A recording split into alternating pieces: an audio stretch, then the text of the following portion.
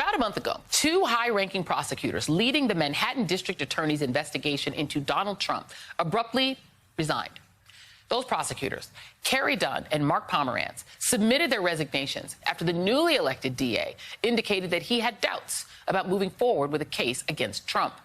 It was a huge blow to the prosecution, and now we have new details on what motivated their departures. On Wednesday, the New York Times published the resignation letter of Special Assistant District Attorney Pomerantz. It was sent to Manhattan DA Alvin Bragg just last month, saying, quote, I believe that Donald Trump is guilty of numerous felony violations of the penal law. He also wrote, I have worked too hard as a lawyer and for too long now to become a passive participant in what I believe to be a grave failure of justice. Joining me now is Glenn Kirshner, MSNBC legal analyst and a former federal prosecutor. And Glenn, I read that letter in shock, not just about the language that he directly used with Alvin Bragg, but about this. Let me read this.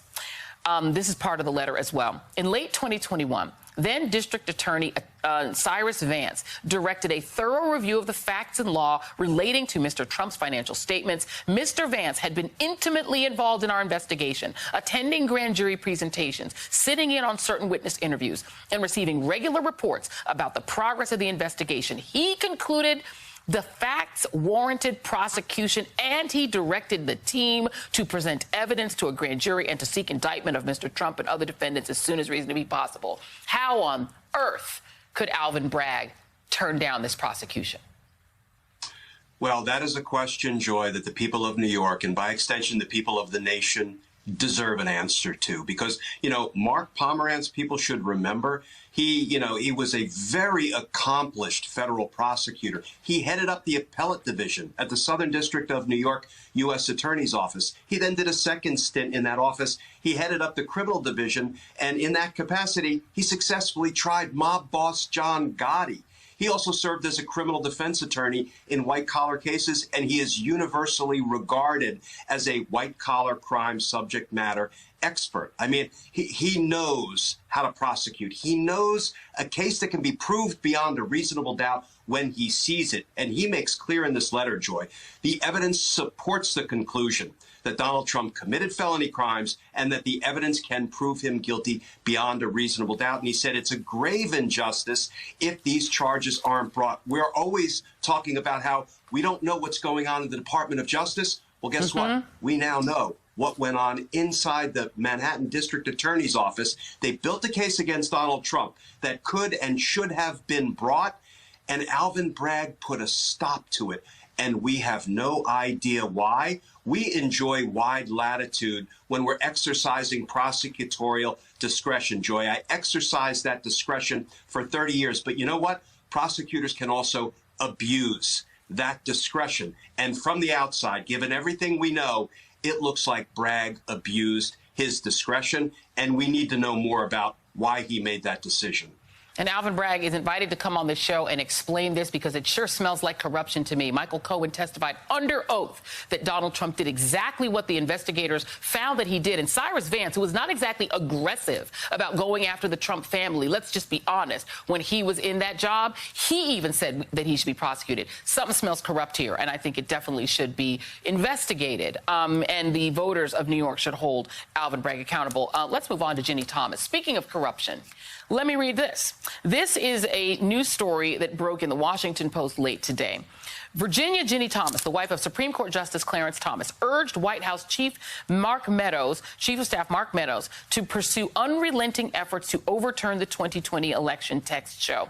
On November 10, after news organizations had projected Joe Biden the winner based on state vote totals, Thomas wrote to Meadows, "Help this great president stand firm, Mark," with lots of exclamation points. "You are the leader. With him, who is standing for America's constitutional government's in the precipice. The majority knows Biden and the left is attempting the greatest heist in our history. Here's what makes this even more corrupt. Yes, we know that she's like a QAnon right-wing Looney Tune, that she's always been that. But she's married to one of the justices of the Supreme Court and the only justice out of 9 who voted this way. Jane Mayer pointing out, he did not recuse himself. He was the only vote to block the January 6th committee from getting Trump's papers. Mark Meadows filed a supporting brief for that, and Ginny's texts were at stake. This is pure corruption on the part of the Thomases. Your thoughts? You know, Joy, I don't say this lightly, but based on what we're learning, this feels like a deeply unethical decision by Justice Thomas not to recuse himself from having anything to do with making decisions about the insurrection, because we now know, courtesy of these texts, which really are blockbuster, that Ginny Thomas was using her position and her obvious connections to urge Mark Meadows to keep Donald Trump installed in the presidency unconstitutionally. I don't think a Hollywood scriptwriter could come up with anything like this. And I think that the two natural questions based on the reporting about this text exchange between Ginny Thomas and Mark Meadows are, one, will the J6 committee subpoena the spouse of a sitting Supreme Court justice, or would that be viewed as some kind of third rail?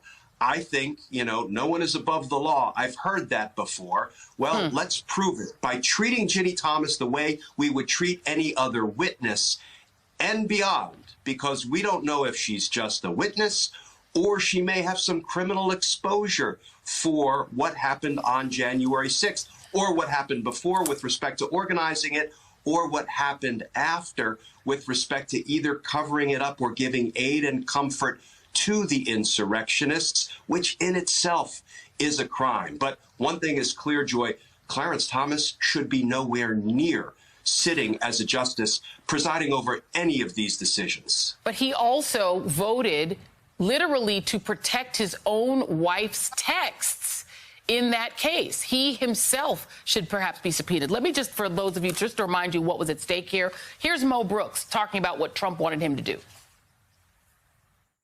Did he directly tell you to fight to decertify the election, the 2020 election? He did not use the word decertify. He used the word rescind. And then immediately remove Joe Biden. I guess that would be through impeachment? Through the rescission of the election results. Did he directly say that there should be a new special election for the presidency? In one of the conversations, he mentioned having a subsequent election for the presidency. Okay. I am out of time, so I don't even get to ask you a question. I will just say for our audience, in my opinion, feels like a conspiracy, smells like a conspiracy, and looks like Ginny Thomas and maybe her hubby were part of it. That's just me. I'm not a lawyer and not a prosecutor. Glenn Kirshner is, but we're out of time, so he can't comment.